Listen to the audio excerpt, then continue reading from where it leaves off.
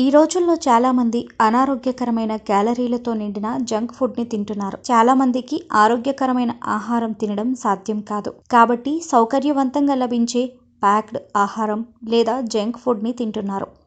ఫలితంగా అధిక కొవ్వు, లెక్కలేని క్యాలరీలు శరీరంలో చేరిపోతున్నాయి. ఇక పొట్ట దగ్గర కొవ్వు అనేది ఒక సౌందర్య సమస్య మాత్రమే కాదు, ఇది ఒక ఆరోగ్య సమస్యగా మారింది. కొవ్వు, అధిక బరువు మరియు ఊబకాయం దీర్ఘకాలంలో చాలా హానికరం. వీటి వల్ల పరిస్థితులు క్లిష్టంగా మారే అవకాశం ఎక్కువ.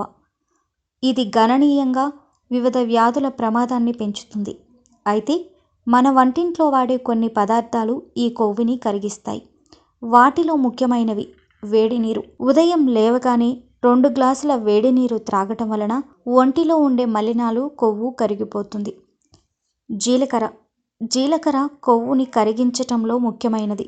గ్లాసుడు నీటిలో 2 చెంచాల జీలకర్ర వేసి రాత్రంతా నానబెట్టి ఉదయాన్నే వడగట్టి తాగేయాలి. ఇలా చేస్తే అనవసరంగా పేరుకుపోయిన కొవ్వు కరుగుతుంది. తేనె.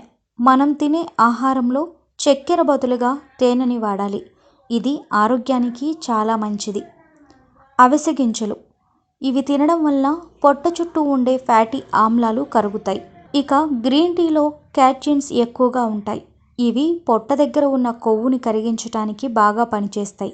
అందువల్ల ఎక్కువగా గ్రీన్ టీ తాగుతూ ఉండాలి. అల్లం.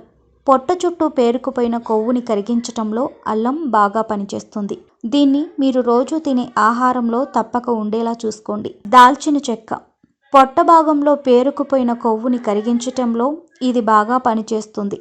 ఈ విషయం పలు పరిశోధనల్లో వెల్లడైంది. కొద్దిపాటి వేడి నీటిలో తేనె, దాల్చిన చెక్కను కలుపుకొని తాగితే ఉదర ప్రాంతంలో ఉండే ఫ్యాట్ కరిగిపోతుంది.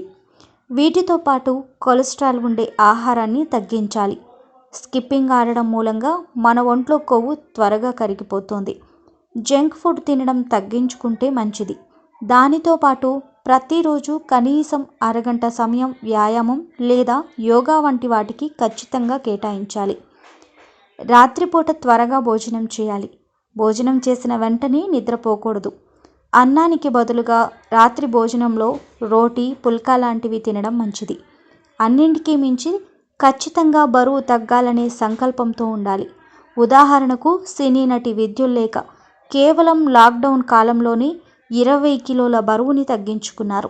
ఆరోగ్యవంతమైన జీవితం కోసం మనం పాటించాలి కొన్ని నియమాలని. చిన్ని చిట్కాలతో చింతలేని జీవితాన్ని ఎలా గడపాలి అనే దానికి వీక్షిస్తూనే ఉండండి మన ఆరోగ్యం యూట్యూబ్ ఛానల్. మరిన్ని ఆరోగ్య సూత్రాలకు సబ్స్క్రైబ్ చేసుకోండి.